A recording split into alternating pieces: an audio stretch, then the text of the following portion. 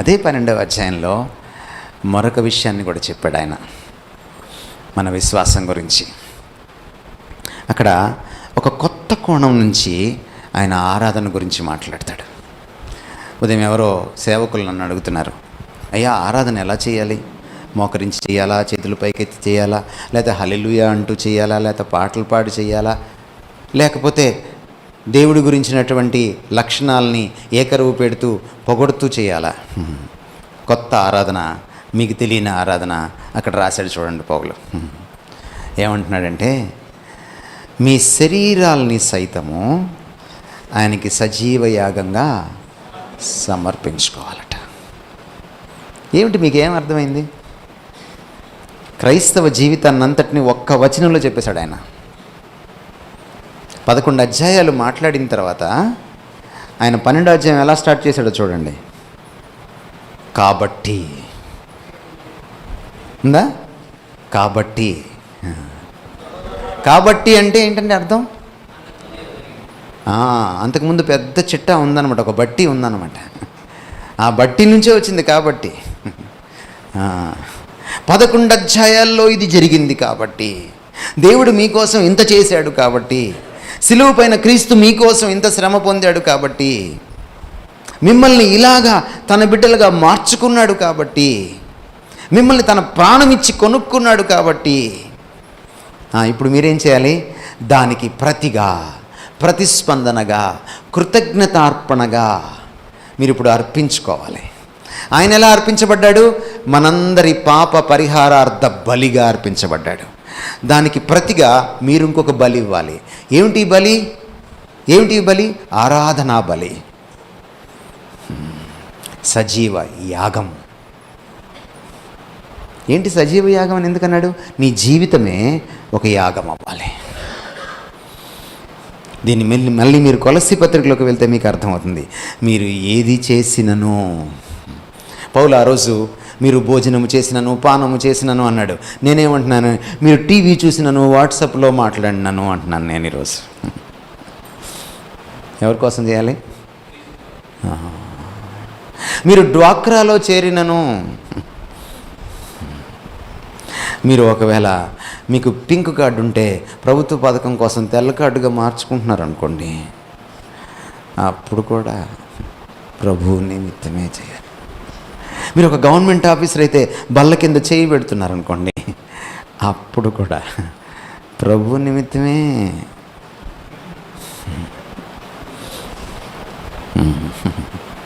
మీరు ఇక్కడికి వచ్చి ఒక పాట పాడుతున్నారనుకోండి, మిమ్మల్ని చూపించుకోవడానికి కాదు, ప్రభు నిమిత్తమే. మీరు ఏదైనా పెళ్ళికి వెళ్ళారనుకోండి, పక్కనోడికి 3 ముక్కలు పడి మీకు 2 ముక్కలే పడ్డాయి అనుకోండి, ప్రభు నిమిత్తమే భోంచేయాలి. అప్పుడు 3వ ముక్క అడగలేవు. ఒకవేళ నీ భార్యను కొట్టాలనిపించింది అనుకోండి, ప్రభు నిమిత్తమే కొట్టాలి తప్ప నీ నిమిత్తం కొట్టడానికి వీల్లేదు. అంటే ఏమంటున్నాడంటే పౌలు, మీ నోటి మాట కాదు ఆయనకు ఆరాధన, మీ జీవితమే ఒక యాగంగా అర్పించబడ్డం ఆరాధన. ఇట్టి సేవ మీకు యుక్తమైనది. గ్రీకులో ఎలా ఉందంటే, ఇదే సహేతుకమైన, అసలు సిస్సలైన, సమంజసమైన ఆరాధన. ఆరాధన అంటే ఏమిటంటే, రోమా 12:1 ప్రకారం నా జీవితమే దేవుడికి నైవేద్యం కావడం,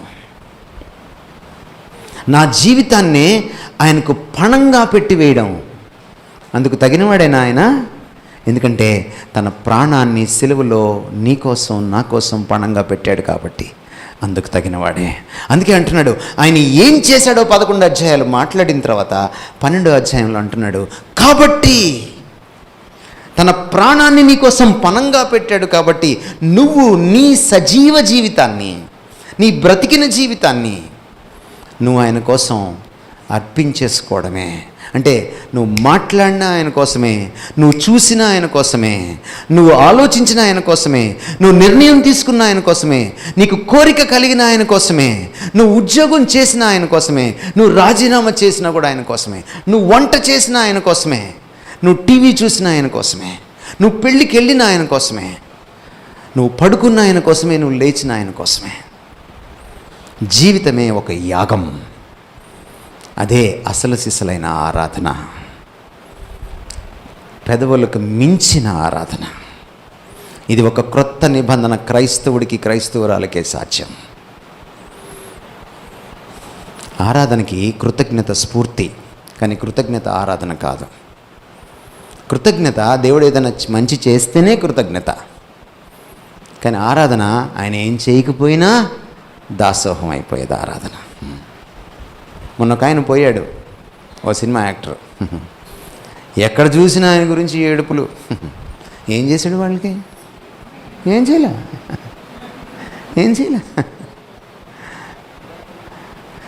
ఏం చేయకపోయినా అభిమానిస్తామే. అది ఆరాధన అంటే.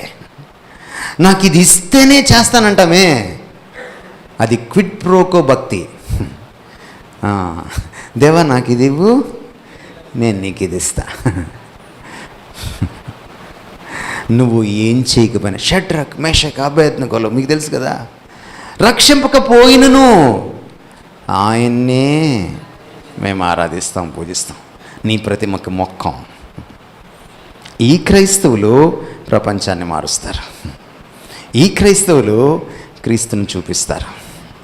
ఈ క్రైస్తవులు అసలు క్రైస్తవం ఏంటో లోకానికి తెలియజేస్తారు.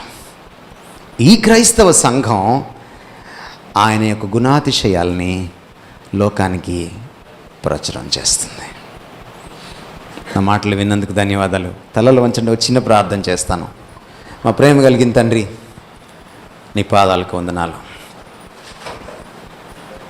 నాయనా, నువ్వు మమ్మల్ని ఎంచుకున్నది, ఎన్నుకున్నది, పిలుచుకున్నది నాయనా, మమ్మల్ని నీతిమంతులుగా పరిగణించింది, మమ్మల్ని పవిత్రులుగా మారుస్తూ ఉన్నది, మమ్మల్ని చివరికి నువ్వెంత మహిమలో ఉన్నావో అలాంటి మహిమతో మమ్మల్ని మహిమాన్వితులుగా మార్చేది కూడా. అంతా కూడా తండ్రి నిన్ను బట్టి, నీ కోసం, నిన్ను చూపించడం కోసం.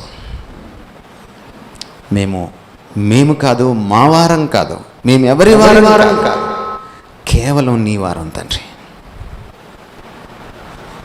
మేమేదైతే విన్నామో అయ్యా, ఎక్కువ దయచేసి మేమేదైతే విన్నామో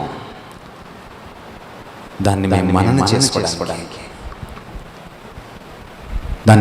చేసుకోవడానికి, దాని ప్రకారం జీవించడానికి, వాక్యాన్ని మర్చిపోకుండా ఉండడానికి, దాన్ని మనసులో భద్రం చేసుకుని నీ ఆత్మ కార్యసిద్ధికి మమ్మల్ని మేము అప్పగించుకోవడానికి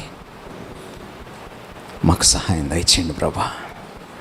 వినడమైతే అనేక మార్లు ఆసక్తిగా వింటాం, వింటున్నప్పుడు చేయాలనే మాకుంటుంది, కానీ నీ సన్నిధిలో బాసలు చేసి మరచిపోయేవాళ్ళం మేము. మమ్మల్ని క్షమించి మాకు సహాయం దయచేయండి.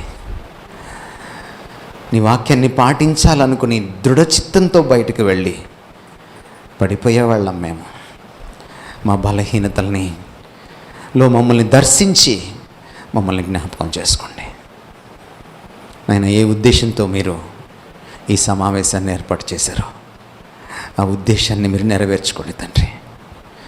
ఈ సంఘం నీకు ఇష్టమైన సంఘంగా జీవించడానికి, ఈ సంఘం నిన్ను చూపించే సంఘంగా ఉండడానికి, ఈ సంఘంలో నువ్వు నివసించడానికి నాయన ఉవ్విళ్ళూరే సంఘంగా ఉండడానికి, ఈ సంఘం తండ్రి నీ కనుసనల్లో బ్రతికే సంఘంగా ఉండడానికి నాయన, ఈ సంఘం నీ స్వభావాన్ని, స్వరూపాన్ని పుణికిపుచ్చుకొని దాన్ని ప్రతిబింబించే సంఘంగా ఉండడానికి, ఈ సంఘం వాక్యాన్ని పఠించి పాటించే సంఘంగా ఉండడానికి, ఈ సంఘం తండ్రి నరనరాల్లోకి వాక్యాన్ని ఎక్కించుకొని, వాక్యానికి అప్పగించుకొని, వాక్యం చేత పట్టబడిన విశ్వాసులు కల సంఘంగా ఉండడానికి ఆయన కృప చూపించండి. నీ నామాన్ని మహిమపరచుకోండి తండ్రి. ఈ సంఘాన్ని క్షేమాభివృద్ధిలోకి నడిపించండి తండ్రి. ఈ సంఘాన్ని చూస్తున్న అనేక మంది అన్యులను నీ కుమారుని వైపు ఆకర్షించుకోండి తండ్రి. నీ రక్షణ భాగ్యాన్ని వారికి ఈ సంఘం యొక్క సాక్ష్యం ద్వారా మీరు ప్రసాదించాలని, నీ బలమైన సాధనంగా ఇక్కడ చేరిన ప్రతి బిడ్డను విశ్వాసిని వాడుకోవాలని యేసుక్రీస్తు వారి పేట వేడుకుంటున్నాం తండ్రి. Amen. Thank you so much.